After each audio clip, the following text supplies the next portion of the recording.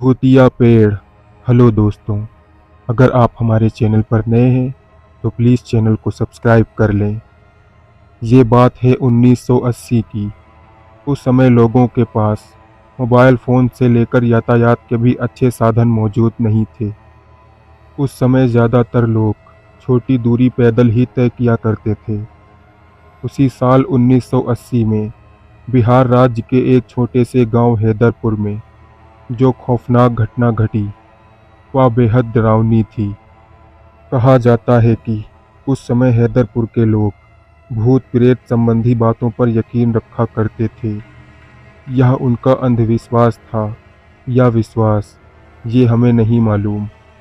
पर अचानक एक दिन कुछ अलग हुआ, बेहद अलग, जिसने हर एक व्यक्ति को चिंतित करने पर मजबूर कर दिया।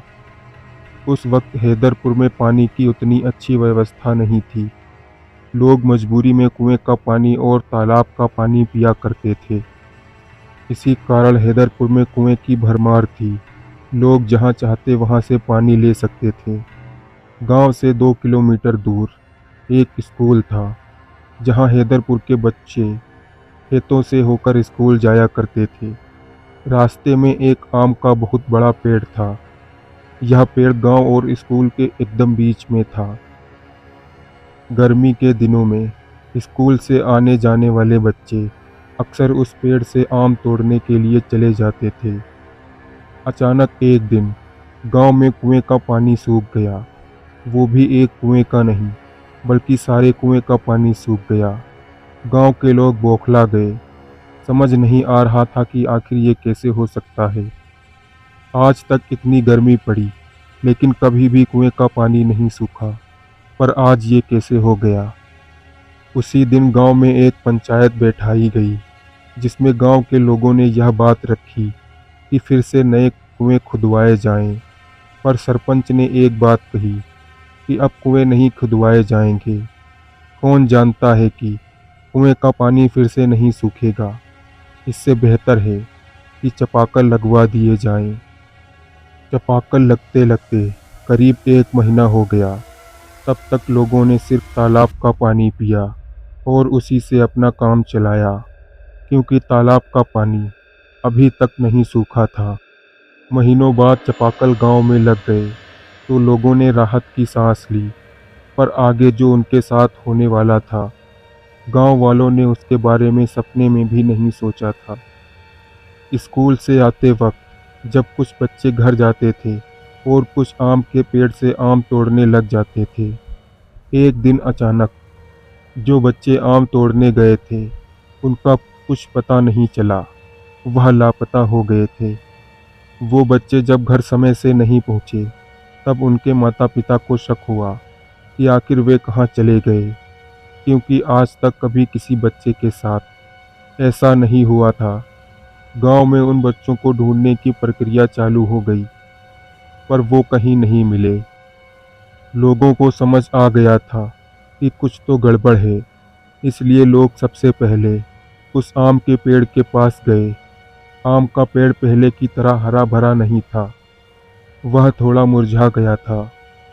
जब गांव वालों ने पेड़ की दाहिनी तरफ देखा तो वही लापता 3 बच्चे मरे पड़े थे। लोगों को बहुत हैरानी हुई कि आखिर ये कैसे हो गया। बच्चे के शरीर पर कई जगह पर चोट के निशान थे। लोगों ने सोचा कि शायद बच्चे खेल कूद में गिर गए होंगे और उनकी मृत्यु हो गई। उसी वक्त गांव वालों ने उस पेड़ को अशुभ मानकर वहां आम तोड़ने से बाकी सारे बच्चों को मना कर दिया और उन्हें कड़ी चेतावनी दी कि अब इस पेड़ को कोई नहीं छुएगा। इस घटना के 3 दिन बाद जो बाकी सारे बच्चे घर को लौट रहे थे, उन्हें ऐसा लगता था कि ऊपर से कोई औरत उन्हें अपनी ओर बुला रही है। स्कूल जाने वाले एक नहीं सारे बच्चों ने ऐसा महसूस किया। उन्हें आवाज़ आती थी किसी औरत के चलने की और पुकारने की। इस बात को जब बच्चों ने अपने परिवार वालों को बताया तो उन्हें बिल्कुल भी यकीन नहीं हुआ। बाद में देखा गया कि गांव के बच्चों की तबीयत बिगड़ने लगी। उनकी पीठ पर कई सारे नाखून के खरोंचने के निशान थे। सिर्फ एक बच्चे के नहीं, बल्कि गांव के सारे बच्चों के साथ ऐसा हो रहा था। तभी पंचायत ने स्कूल को करीब 2 महीने के लिए बंद कर दिया।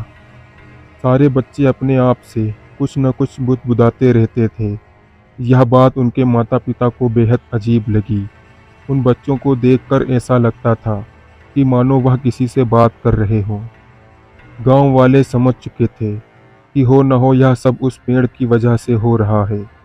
सारे गांव वाले उस पेड़ को गिराने का फैसला किया और उसे गिराने के लिए वहां से चले गए। काफ़ी मशक्क़त के बाद लोगों ने उस पेड़ को आखिरकार गिरा ही दिया। हरा भरा पेड़ गिरते ही तुरंत सूख गया। यह देखकर गांव वालों को काफ़ी हैरानी हुई। उन्होंने यह भी देखा कि पेड़ की जड़ के नीचे कई सारी सफ़ेद साड़ियाँ रखी हुई हैं। सभी लोगों को लगा कि आखिर इतनी सारी सफ़ेद साड़ियाँ किसकी हैं और यहाँ कैसे आई। अभी तुरंत ही गांव वालों ने उस मिट्टी का तेल छिड़क कर उसे जला दिया और उस पेड़ को भी जला दिया गया। बाद में गांव वाले समझ चुके थे कि इस पेड़ पर भूत प्रेत का वास है। इस पेड़ की जड़ ही सारी कुएं तक फैली हुई थी, जिसकी वजह से ये हरा भरा था। लेकिन सारा पानी सूखने के बाद खुद ही जल गया। अगर आपको यह कहानी अच्छी लगी हो तो प्लीज़ चैनल को सब्सक्राइब करें। तो मिलते हैं अगली कहानी के साथ। तब तक के लिए धन्यवाद।